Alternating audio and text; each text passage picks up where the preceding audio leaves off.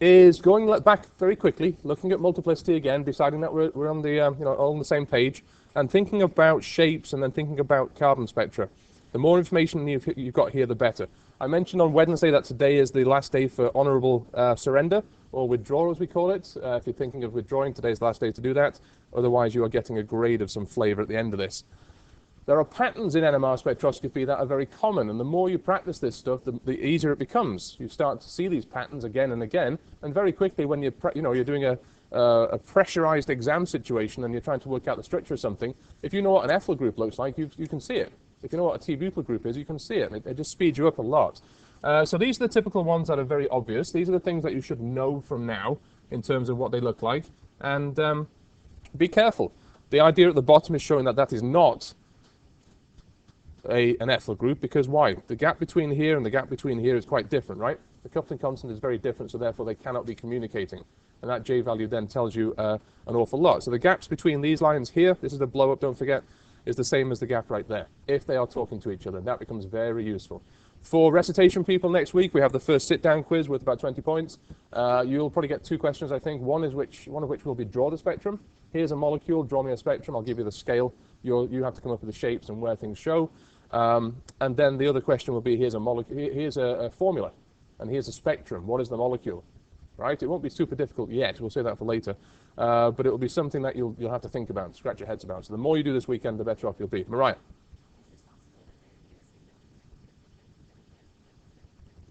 Is it possible there will be a signal where? Here? Oh yes. Oh yes, yeah. And that's why J values are so useful. You could have a whole bunch of signals in between these two. They don't necessarily have to be next to each other on the spectrum. Because they're next to each other on the molecule doesn't mean they have to be next to each other on the spectrum. Yeah, I think that's what you're getting at. So yeah, be careful with that as you practice. Now, we did talk about the use of J values. We talked about being able to analyze these signals and these spectra to a great degree, so you're absolutely happy with what's happening here. In pharmaceutical chemistry, this is very important to know exactly what the shape of the molecule is and where the protons are relative to each other. So use J values as you need to. This slide was trying to show you that taking this idea beyond situations in which you just have one type of neighboring proton is actually okay in this type of molecule. This is a freely rotating molecule. Okay, everything here is freely rotating, and the J values average out to about 7 Hertz between the protons on neighbors. So it turns out, even if you have protons that are different, and I would argue that the red hydrogens have green neighbors and blue neighbors which are different, N+1 still works in that simple type of system. I'll show you some examples today of more complex systems in which it doesn't work necessarily, but here you can see that will work. So N+1 on those simple acyclics will work, and you will get those typical patterns. So if you've got 4 neighbors, you'll see a quintet. If you've got 6 neighbors, you'll see a septet. The N+1 rule does work for that type of situation. Now, we started talking about this, and I'm going to mention this again because I've had some good questions over the last few days about this, and I want to make sure people understand it. For the most part, you will see N+1 and it will work to give you triplets and quartets and stuff like that. But occasionally you'll see details in which the molecule is locked. The rotation around there is locked. You can't rotate around a pi bond without breaking it. So that leads to some interesting situations in double bond and in cycles where you can't rotate. And this signal is for the hydrogen in the circle. And the idea now is, if you simply used N+1, you might say, okay, that red hydrogen has 2 neighbors, N+1 is 3, I expect to see a triplet. And that isn't a triplet. That isn't even a quartet. That is something different. And we'll call it a doublet of doublets. Okay, this will be a DD, doublet of doublets. And this can get as complicated as you want to, depending upon the type of molecule you're dealing with. Where it comes from is fairly simple. You have 2 different splittings. HA is splitting with the cis hydrogen, and in a different sense with the trans hydrogen. Why doesn't it show up as N+1? Because the coupling constants are different. If the coupling constants were the same, maybe you'd see a triplet, but they're not, they're different. So in this example now, we'll see a doublet for this interaction, cis, and we say that's about 12 Hertz, and we'll see a doublet for this interaction, and that will be about 16 Hertz.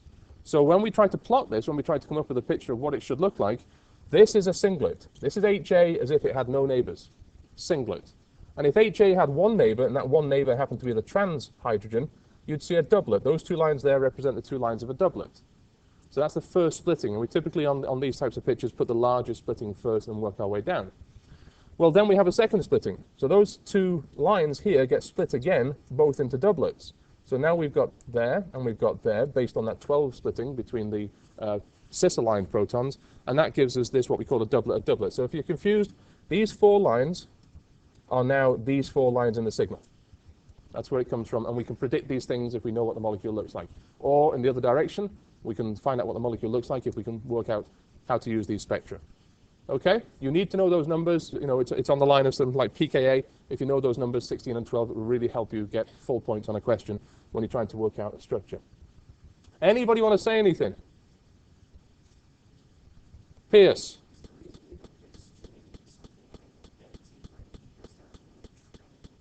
You do get splitting on benzene rings. We'll see that in a minute. Okay? But it could be a little bit more complicated. Okay? You do have neighboring splittings in benzene chemistry, and you can see differentiate between different isomers based on that, and you'll see some of that in the near future. Gumbel. Kyle.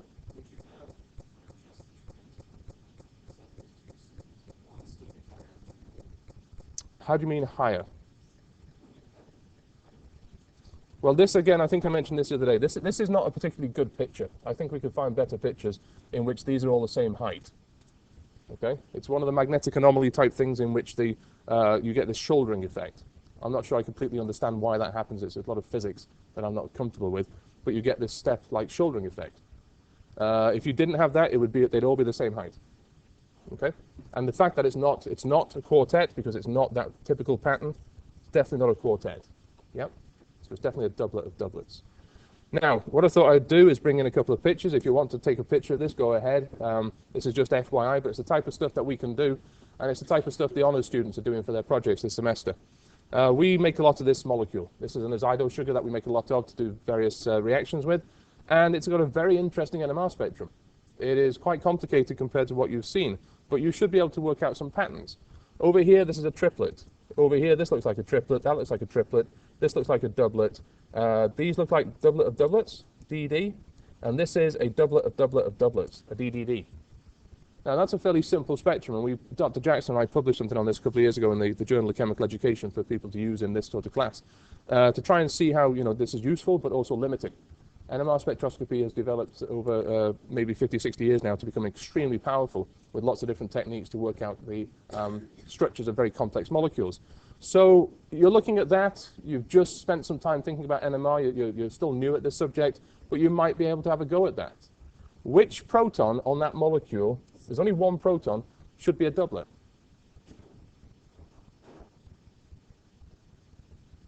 Mr. Chachko, you're pointing at something. No? This one at the top, this one over here, this one over here, this one over here, this one over here, or this one there? Which one should be a doublet? Which one should be the simplest signal? Let's look at this one. How many neighbors? No neighbors here, no neighbor over there, one neighbor here. So what shape? Doublet, right? And that J value between those two tells you its orientation. There's a lot of detail here you could go into if you take an NMR class in which the angles can be represented as J values. There's a definite correlation between the angles in terms of a Newman depiction and the actual J values in the signal. So that doublet is to start off with. Jessica 3.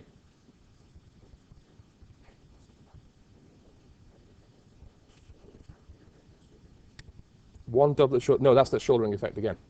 Okay, it's because they're very close together. Because the signals are close together, that's what's happening. All right.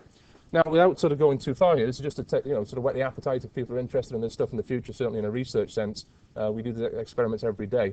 I've now got a situation in which this proton and this proton, how are they aligned? Give me a Newman depiction, description of how they're aligned. Anti, and anti tends to give you the largest coupling constants. And what's the relationship between this proton at the bottom and this proton here? They're also anti, right? So they'll have a similar coupling constant. And you can find at the back, that proton up and this proton down, the relationship again is anti. Now, the problem with this spectrum is that it manifests itself as 3 triplets. And if they're all anti to each other, the coupling constants will be the same. So how on earth do you work out which is which? And for a carbohydrate like that, which is a biological molecule, you have to know exactly what you're working with. Jessica 4.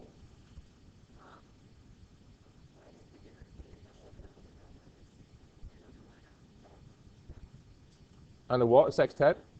So that's 5 neighbors, n plus 1. I'll show you what a DDD means in a second. All right? Now, we have defined some things in the past in terms of homotopic and antiotopic and diastereotopic. I want to finish this off by just looking at these signals down here because they're the most complicated and it'll answer your question. If you look at this system, I get rid of all that noise. This proton and this proton at the back are not the same as each other. It's a CH2 group, but if you ran that test with deuterium and you swapped out one of those hydrogens for D, and then you swapped out the other hydrogens for D, you get diastereomers. These protons are said to be diastereomeric. So therefore, they're not showing at the same place. Okay, and those two protons are here. So this is an interesting concept in which, because they're different, they couple each other, even though they're on the same carbon. And because they have one neighbor down here, they will couple that. So if you couple two different protons twice, what shape do you expect? Doublet of doublets. Doublet of doublets. And there you do. You get two doublets of doublets right there.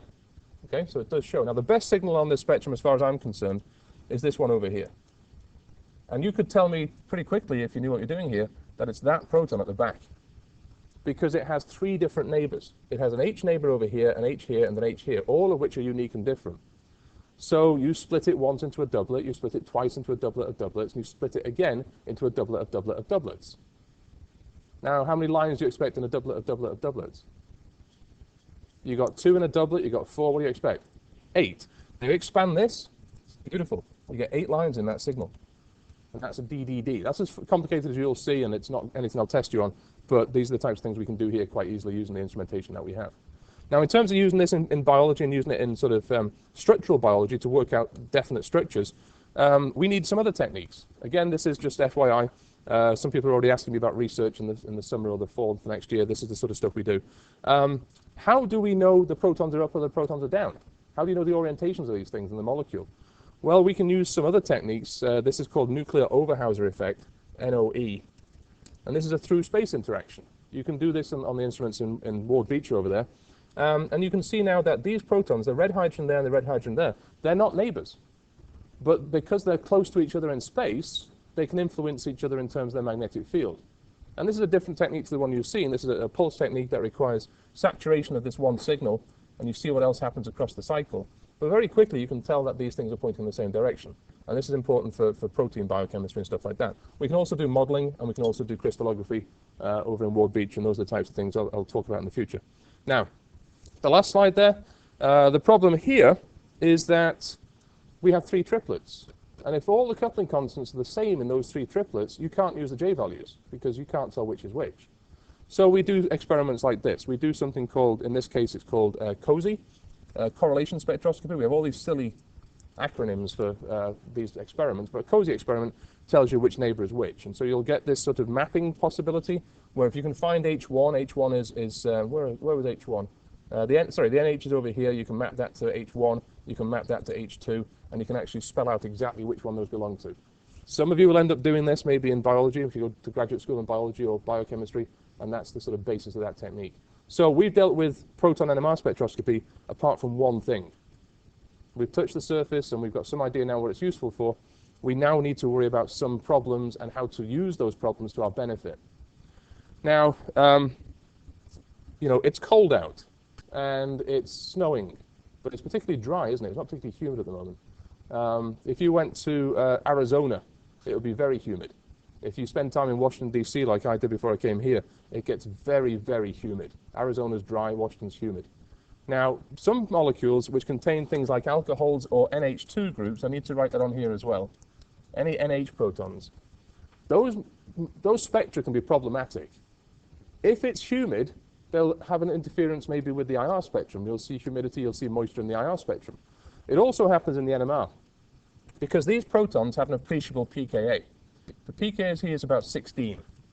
And what that means is it's weakly acidic, but it's acidic enough to do what we call exchange. And this idea is called exchangeability. If you identify a proton on your molecule, like a carboxylic acid or an alcohol or an amine, they can exchange with atmosphere. Okay, so if you ran a sample in Washington, D.C., where they built that place on a swamp, it's horrible, and it's very humid out there, you might not see this OH signal. But if you ran this spectrum in Arizona, where it's absolutely dry, you will see that signal. And all that's happening is that the proton is bouncing around between different molecules. You can imagine maybe some humidity in there is taking that proton off. And you've seen this before. H2O plus H2O gives you hydroxide and H3O plus, right? One of the very first things you learn in freshman chem. Doesn't happen a lot, doesn't happen to a great extent, but it does happen. So these protons are bouncing around, and in humid conditions, they might not be on that oxygen, they might be over here instead. So you tend not to see this sort of signal. Somewhere in between, maybe you take the spectrum here, and maybe you'll see a broad signal. So I want to draw your attention to this idea of a broad signal, BR. If you see a broad signal, typically it's a OH group or it's an NH group. And this answers the question, why on that chart is it such a broad range? Okay? The alcohol signals tend to be something like 2 to 6 or something like that. They're very, very unpredictable in terms of where they show. And it's all because of this exchange idea. They're not sat exactly on the same atom all the time. Whereas CH bonds, carbon-hydrogen bonds, which aren't acidic, they're stuck. They're on that atom all the time, and the NMR spectrometer can see them. So if you ran this under completely dry conditions, you would possibly see some splitting. And if it was in sort of, Arizona, I believe the symbol for Arizona is AZ. Is that correct? Yes. So if you're in Arizona, that will have a shape and this will have a shape. What will the blue hydrogen look like? What shape would it be? Because the proton on the oxygen will be there, and it will see it and it will couple as a neighbor. So what shape should the blue hydrogen be under dry conditions? Doublet, absolutely, doublet. And you can even maybe see that this guy wants to be something, right? It's not quite, it's broad, but there's a little bit of definition to it. If it's completely dry and that proton is not exchanging, where might that be? What shape should that be? Triplet, exactly, a triplet, okay? And this is confusing and it's difficult, and this is why we have to be very careful setting up experiments to make sure that you've got the right conditions. So be aware of this. Now, this is something that isn't on the notes that you've got. You might take a picture of this when we get there. We can use this. We can use this to work out in a spectrum which is my alcohol proton or which is my NH proton. I might have a spectrum in which I have all sorts of signals. You can imagine in protein chemistry. I mean, protein chemistry is all about NH signals. How do I tell which of those signals in a very complicated spectrum, okay, which of those signals belong to the NH? Well, I can do a very simple experiment. I can add D2O, and we've seen a little bit of this stuff so far. It's a good solvent for organic samples because it's not going to be seen in the NMR spectrum. It's magnetically inactive, and so you can use it as a solvent to dissolve things up and it won't swamp out your spectrum. But imagine now if you put this sample into some of this, and this is the solvent. You would exchange this for this. You would end up with a molecule which had D there instead of H. And because you've got a large excess of the D2O, all the molecules will have D there. Now that tells you which proton we're dealing with in the spectrum. Because guess what? Where this H will show up, if you put a D there, the signal disappears. So we do this all the time, trying to work out mechanisms, stuff like that. Maybe you want to see where the NH is, where the OH is, and stuff like that. You put a drop of D2O in your sample, shake it up, run the spectrum again. Some signals will disappear. And that tells you which ones they belong to. They were the acidic protons. So we can use that in a very useful way to do that. All right? Nothing hopefully too confusing there. Use this to identify that that was your OH proton. The D will exchange and replace the H, and you'll end up with OD instead, and that will not show in the spectrum, so we'll see a disappearance. Mr. Homan. So there's argument about the number of protons and the number of neutrons, meaning hydrogen's got 1 proton and 1 neutron. That works. It's an odd number. If you go to deuterium, it's got 1 proton but 2 neutrons, right? Yeah? Sorry, yeah, something like that. It's the even number that's inactive, it's the odd number that's active. And we'll see that when we get to C13 in a second. C12, even, is inactive. C13, odd, is active. It's a consistent thing. Fluorine 19 is active, phosphorus 31 is active, stuff like that. So, there's a useful experiment. Now, I put this on because I'm thinking of ways to sort of make people enjoy this stuff and think about how it's useful. And there's an awful lot of pre-pharmacy people in here, and you might be wondering about, how do we tell about drug metabolism and stuff like that. Forensic science people too might be interested in this. All I'm doing here is a very simple experiment to put a deuterium on a carbon. And this is going to be useful to be able to trace, maybe, how the molecule breaks apart in some metabolic process, how it gets degraded in the liver, for example. I've started off with a very simple ethyl benzene. And I've run a series of experiments overall to get rid of one of those H's and replace it with a D. Now, you can't just do this with D2O. Those protons are not acidic enough. They won't exchange. But you can use acid-base chemistry in a very simple, very clever way here to be able to put a D on that 1 carbon. And what we need to do is activate it. And I'll say this now, and I'll say it at the end of this. If you can put a bromine on an atom, you can put a deuterium on that same atom. So you think about all the reactions we did to put bromine in a molecule, HBr with alcohols, Br2 with alkanes, stuff like that. Wherever you can put Br, you can swap it for a D. So you can put a D wherever you want, and that D does not show up in the NMR spectrum, so you can trace and track where that atom is. So here I put the Br on. Why does it go here and not here? Secondary, but even better than that, what? It's benzylic, right? And it's resonance stabilized if you put the radical right there. So that makes sense, and we put our bromine there. Now, in the lab, which you will do in the near future, and you hope it's not humid when you do this, you add some magnesium to that bromide and you get the Grignard. And the Grignard then is highly nucleophilic, but also highly what? Basic. It's incredibly basic, right? So you can use these things as bases. Now, in the lab, you want to avoid this. You want to run this on a day that's not humid, or you want to take care that the hoods aren't steaming up. There are no steam baths running next to your experiment, because that's kind of going to screw it up. You don't want this to happen, but you might want this to happen. Maybe you want this to happen. BOD is just deuterated water. And you can buy bottles of this stuff. You buy gallons of this stuff. And so what happens here is the Grignard acts as a base on purpose. We want this to happen. And if we swap the magnesium for the D, we end up with a deuterated version of the starter material. Okay? And there are people have started companies based on this idea. You can sell these types of things to pharmaceutical scientists who can then track and trace the isotopes throughout the metabolic process. Well, what effect will this have on the NMR spectrum? Think about the NMR spectrum of the starting compound. What do we expect to see for this signal? What shape should it be? It should be a triplet, absolutely. And what should the shape of this thing be? Quartet, because it's got 3 neighbors, right? What happens down here? How has it changed? What should the signal shape be for the CH3? Doublet, right, because the D is blank. You don't see the D. So it went to a doublet. What do you see for this one? Quartet. What happens to the integration for that signal compared to the starter material? It's smaller, right, because we started with 2 and we've now got 1. So we can do this with the ChemDraw. We can plot these things. There's the NMR spectrum plotted for the starter material. You can see the CH2 and the CH3. Which one is the CH2 group? Is it this one down here or this one up here? Downfield or upfield for the CH2 group? Downfield, it's benzylic. We should be on top of that now. So this is CH2, and that's CH3. And that makes sense for an ethyl group. So what we expect to see if we change this to the deuterated form is that this signal should get smaller, and not change its shape, because we still have 3 neighbors, and this signal will become what? A doublet, right? That's exactly what happens. So now we have a nice simple method for tracing atoms throughout a synthesis or throughout a metabolic process. Put a deuterium on there, see what happens to it. If the molecule blows apart in the liver and you end up with samples, where's the deuterium? Do a mass spectrum, do an NMR spectrum, see where it ended up. That's going to help you work out the mechanism of metabolism. Michael?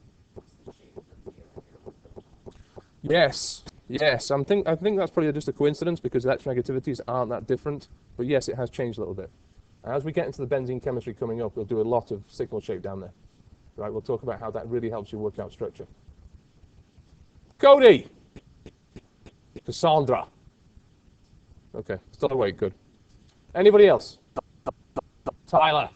You all right, mate? Yeah. Leslie? Yeah. Okay, moving on. We're pretty much done with proton spectra. We're done with the actual laying out the possibilities for what they look like. We now have to get good at using them. It's all about using them to help solve puzzles. So, typical questions. This is one I like a lot because it brings everything together. You have to know the chemistry to be able to draw the spectrum. If you don't know the chemistry, you don't know the product, you can't possibly draw the spectrum. So it tests whether you're on top of stuff. You're typically given in this picture and this type of question, you're given a starter material, you're given some conditions, and at the end of that, there's nothing here. You have to give me those products. And at the bottom, you get a blank spectrum with the x-axis laid out, and you have to draw the spectrum. So it's quite tricky and quite different. It's fun if you know what you're doing.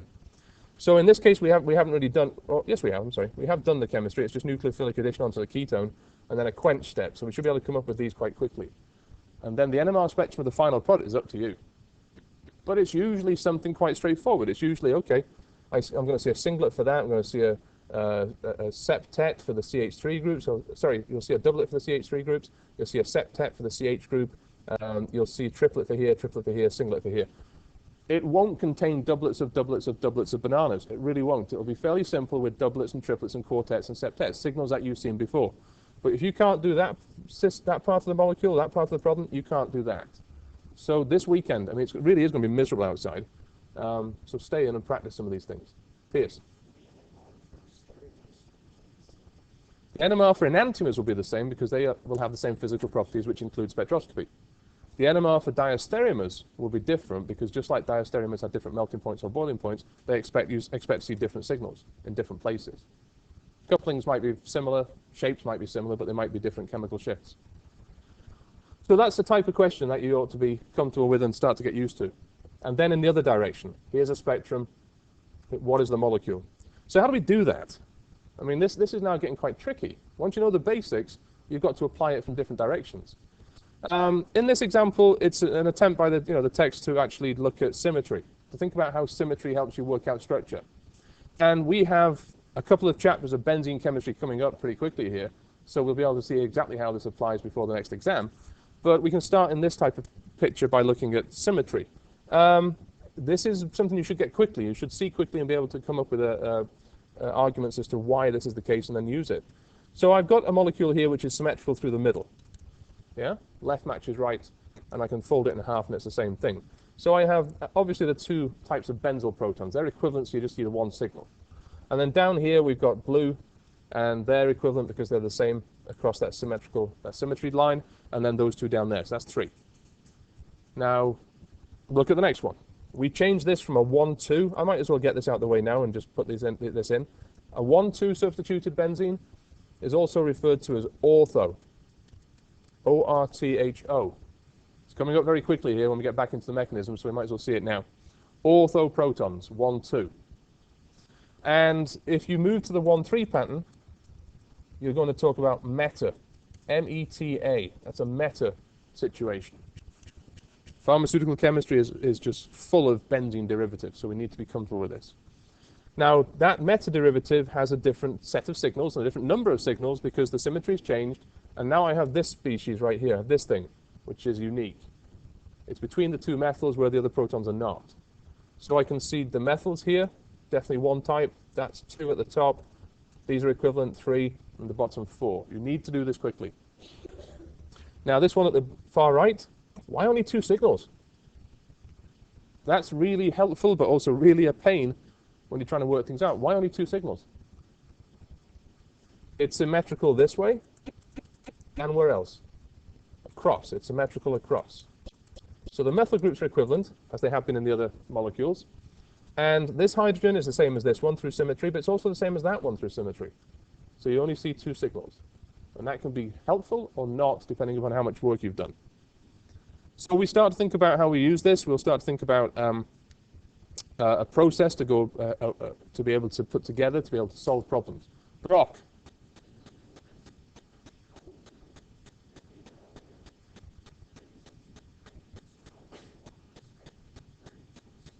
That's something that will come up and become more apparent as we get into the benzene chemistry. Right, so let's go back to that very quickly, back to this picture here. Michael's question about why the pattern changes down at 7. Okay, deuterium isn't that much more electronegative than H, and so it's just a coincidence. But if you start to put electron withdrawing groups onto the benzene ring, you put something like a ketone on there, you get some really nice patterns in which it spreads out. So the most useful ones will be electron withdrawing groups, and that's a real indicator of what's on the benzene ring. Your job will be to work out what's attached here. Is the ketone attached here, or is the methyl group attached here? What's on that benzene ring? And if it's spread out nicely, that's a big clue, because that tells you electron withdrawing groups are present on that ring. The ketone, not the methyl group. We'll spend a lot more time on that in the near future. We are not done with NMR by a long way. Okay? So what I want to do is just start thinking about how this works, and then do some C13, and then through Monday I'll be done with NMR, and then back into mechanism, which everybody wants to do. Don't start doing homework. Don't start doing old exam questions just yet. Obviously, the exams are 3 weeks off. Some of you start the day before, I can tell. A lot of you don't. A lot of you are conscientious, and you're working on this stuff now. But don't dive into complex problems just yet. Get confident with this stuff. And then when we get closer, maybe a week and a half out, then you can start doing the more complex stuff. You'll be better at it. But there is a process. You're given a spectrum, and you're given a formula, and your job is to work out what the molecule is. That's difficult. So we might have a formula from which we can calculate the degrees of unsaturation, the hydrogen deficiency index. And that formula will always be on the test if you need it, right? You won't need to have to worry about that. You'll then look at the spectrum and start to think about where things are, how many signals there are, what shapes they are, what the integrations are, and somehow work out from there the structure. So first off, the obvious thing is to count the number of signals. If you've got 6 signals, you've got 6 types of proton. Then you start thinking about integration, because that tells you how many of each you have. Yeah, it's a ratio again, so be careful, but it does tell you how many of each of the types of protons you have. And then here's the hard part. Building fragments. A bit like synthesis, a bit like retrosynthesis, you probably can't look at a spectrum and tell me straight off what it is. Very few people can do that. I'm not sure I can do that. But you can draw fragments down, you can scribble down pieces. And this will be where you pick up points, you know, this idea of getting partial credit as you work your way through. Draw the fragments. If you recognize an isopropyl group, write it down. If you recognize a benzene ring, write it down. At the end of the day, you might get 7 out of 10, even if you didn't get the right answer, because you wrote it down and you were starting to do the process in a systematic, logical way. So down at the bottom, you'll see fragments. You'll see clues. You know, here's a 5-hydrogen multiplet down at 7, maybe, for a benzene ring. Here's 2 hydrogen triplets further up the spectrum. And then you put it all together, and here, this will be from the proton spectrum at 9. You can start to come out with the answer. You don't always get the right answer, but you might get close. Now, let me point out one thing since I have this molecule on the slide. What shape is that signal? Not a singlet. It's on the carbonyl, so how many neighbors does it have? It always causes problems, Mariah. It's got 2. Okay, that hydrogen is on that carbon, so that's 3 bonds away. They are neighbors. It's a triplet. That will come up in a couple of weeks when you start practicing the exams, and that question then hopefully is answered. Michael.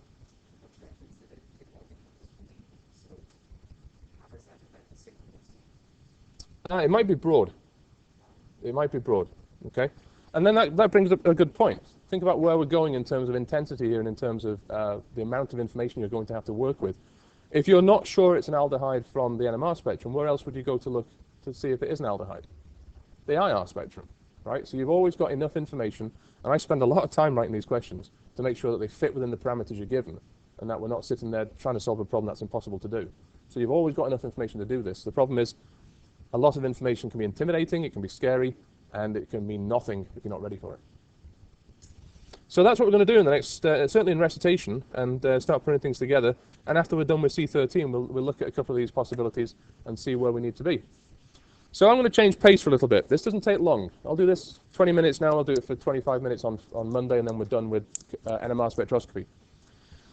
So, you know, young Homan at the back up there was talking about the idea of which nuclei spin and which nuclei respond here and which don't. It tends to be things that have an odd number of protons. So C13, yes. C12, no. Proton, yes. Deuterium, no. Now there's a problem here, just a logistical problem. When we deal with H1 versus D2, most of hydrogen is H1. That means that all the molecules will have an abundance of H1 and the spectrum is really easy to collect. The problem with C13, or carbon NMR, is that, as it says on this second line, C12 is not active here, C13 is. And the problem is, for any sample, C13 is only present in less than 1%. What that means as a chemist trying to run these spectra is that you need either more sample to be able to detect this stuff, or you need to run the sample for longer. So if you do spectra in the future, you'll do a proton in about 5 minutes. A C13 spectrum could take you overnight or a week. For a biological sample, if you don't have much of it, maybe a month. Right? These are very, very long experiments. So it is the same technique. We do see C13 and not C12. The scale is going to change. We'll talk about something called decoupled and coupled in a second to simplify these things. You do get splitting in C13, which can be a help or not. The number of signals, again, like it did for proton, it told you the number of types of proton. Here it will tell you the number of types of carbon. You put the two together, very powerful. Same ideas. Electron withdrawing groups will de-shield. Benzene carbons tend to be further downfield than alkyl carbons. Same ideas from proton, nothing too tricky there. We still do the spectra in a deuterated solvent, CdCl3. And I'll point out that that can be a confusing thing because there will be a 3-line signal exactly at 77 for the carbon in CDCl3. It's not part of your molecule. If you see that in the book, you see it on problems online, it's not part of your molecule, it's a solvent.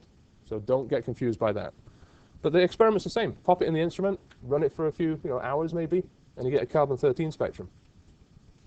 What we have here, just to get started, is a comparison between two. One is a proton at the top, and at the bottom we have a C13 spectrum.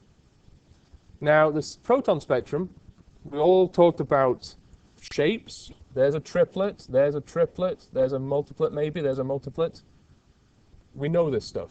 And everything's to the right-hand side of the spectrum because there's only one electron withdrawing group in there. So we can certainly say that the blue hydrogens here are here because they're chlorine neighbor. Now at the bottom we have the C13 spectrum for the same molecule. Down here, that's what I just mentioned. 77, ignore it. That's the solvent. It's not part of your molecule. But we do see signals. And if this is 1, 2, 3, 4, 5, it's 1 chloropentane, then we expect to see 5 carbons in the C13 spectrum. You can see here 1, 2, 3, 4, 5. Now, which of those is the closest to chlorine? The one furthest downfield, the one at about 40, 45. Those numbers are on your chart. So now you can start to use all of that chart to be able to work out problems. You can tell without even knowing that number that it's next to something electron withdrawing because it is downfield. The same ideas apply. And these are nicely split. These are nicely spread out. You can see here it's not difficult at all to read these things. They're nicely spread out. And each of them is a singlet. And I need to explain that. In reality, when you first run this experiment, you don't see singlets. You see multiplets, or you see doublets and triplets and quartets like you would for the proton spectrum. But listen to this carefully. It's not the carbons splitting each other, it's the carbons and the hydrogens splitting. So if you have a carbon with a hydrogen on it, that hydrogen has something to say about the shape. And n+1 still applies, and this will confuse you over the weekend. In a proton spectrum, it's the neighboring protons that have a say about the shape of the signals. In a carbon spectrum, it's the number of hydrogens on that carbon that have a say about the shape of the signal. So if you have a CH2 group, it'll be a triplet. If you have a CH3 group, it'll be a quartet. Now what we've done here is we have avoided that problem. We have something called a decoupled spectrum, decoupled. I think that says decoupled. And it's an experiment in which you get rid of the influence of the hydrogens. You don't chop them off or anything. You just saturate the sample so that they're not having any conversation with the carbons, and we get nice, clean singlets. You will see both, and you'll have to be concerned about both. So here we go. This is a C13 decoupled spectrum of what is a fairly complicated unsaturated ketone. And the NMR spectrum of this, you'll be able to work out yourselves. You've got an isopropyl group, it looks like up there. You've got an alpha to carbon, carbonyl type signal. You've got some double bond protons, which are trans to each other. So the coupling constant should be about 16 hertz, and that stuff we've covered. Well, this is the C13 spectrum. I need to point out the scale is different. We still start at 0, obviously, and we end up about 200, 210. We don't go much further down than 210. It's a different nucleus. You expect to see a different set of frequencies for the absorbances. And this is what we look at. You will start to see data in two forms. You'll be given the chart or the spectrum, and you'll be given this at the bottom. They are the same thing. Some people like to look at the graphs, and it's easy for them to comprehend then what the answer is or what we're looking at. Some people prefer the linear data to get exact numbers. Both of them will be presented, so you've got them in front of you. Well, let's think about this thing up here. We go all the way down to 200. I'm trying to point out typical types of signal where they show. What about the, what is this up here? What's the big signal up there? 2 methyl groups. Now let me say this carefully. You don't integrate C13 spectra.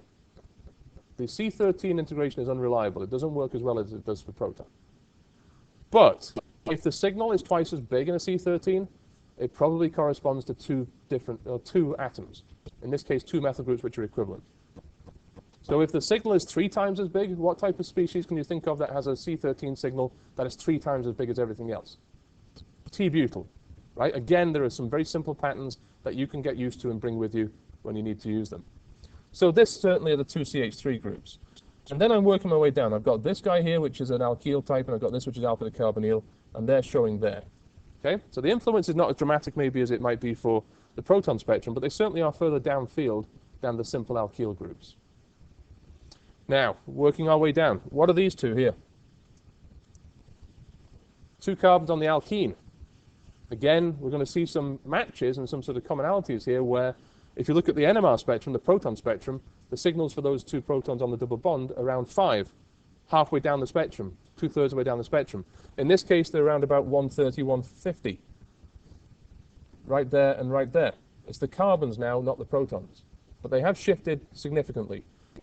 The problem with this spectrum is there is one signal that would not show on a proton spectrum. The carbonyl, right here. There is no proton there, so it's not going to show. So that carbon now seems to be all the way down here. It's about 200. You look on your chart, ketones and aldehyde carbons all the way down at 200, a dead giveaway. Ester carbons, 175, a dead giveaway.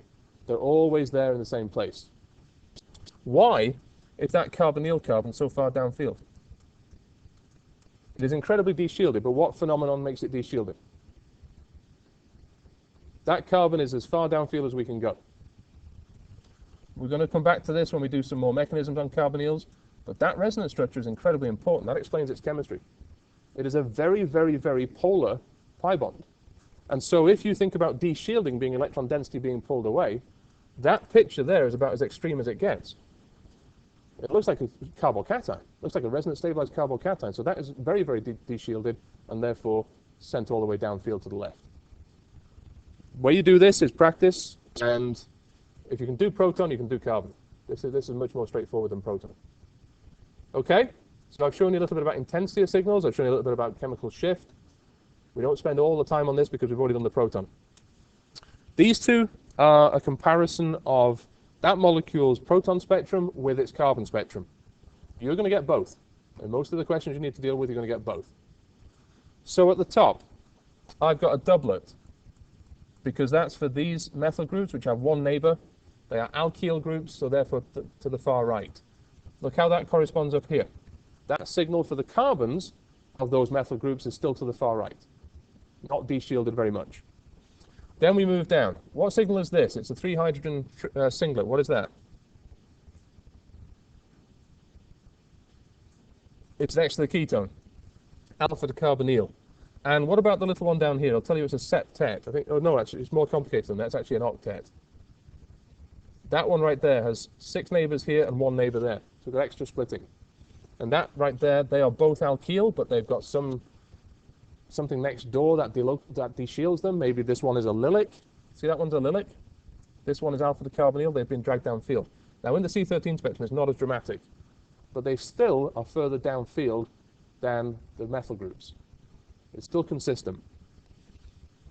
All the way down here, those two are for the alkene protons, and you can see again that they correspond roughly to where the carbons show in the C13 spectrum. So it is consistent.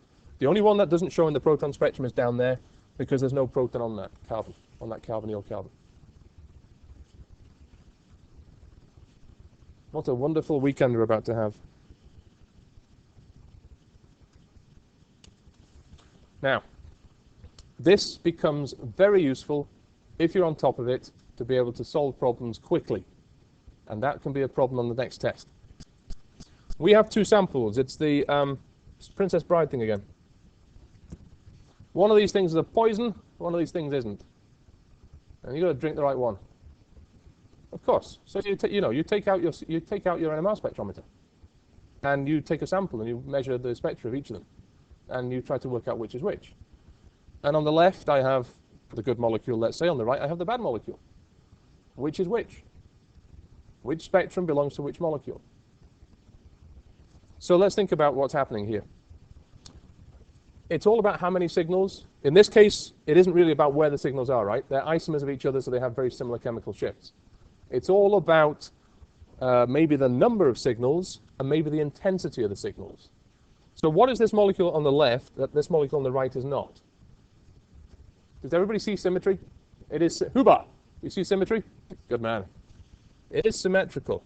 And somebody will ask me, well, isn't this carbonyl to the left and this methyl to the right? And I will say no, because that's spinning and you can't see it. The NMR spectrometer can't see it, right? It's spinning so quickly that it just sees this sort of propeller, this cone of electron density.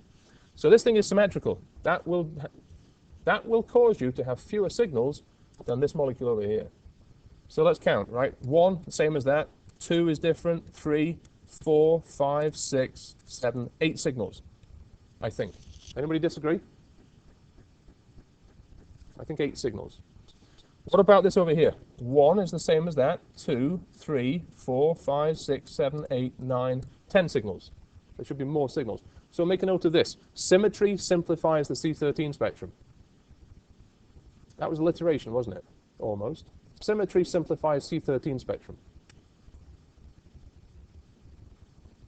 If you have a simpler spectrum, it's probably got some symmetry in there. So let's get rid of the noise. Is this molecule the top spectrum or the bottom spectrum? Top. Who thinks the top? Everybody. Wrong. No, correct. Right? It's the top spectrum. How do we know? Because we have fewer signals. Now, there's also some help here because that benzene ring over there doesn't have any symmetry. You see all 6 carbons. All 6 carbons means 6 signals down there.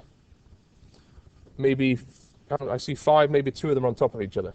But I see up here only 4 signals. And keep in mind where we are about to go with the benzene chemistry.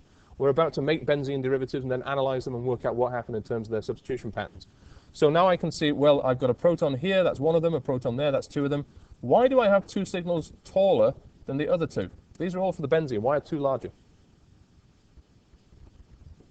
2 sets of them are the same. This carbon is the same as this one, and this one is the same as this one. So you expect 2 signals that are larger, and then the top one and the bottom one are different, and only 1 of each of them, so therefore smaller. It's that simple. So I'll leave that until Monday. Okay, be nice to finish this off on Monday and then get back into mechanism. So make sure you know the homework is out there for 16. Have a go at that if you can. You probably have enough information to do that. And stay warm.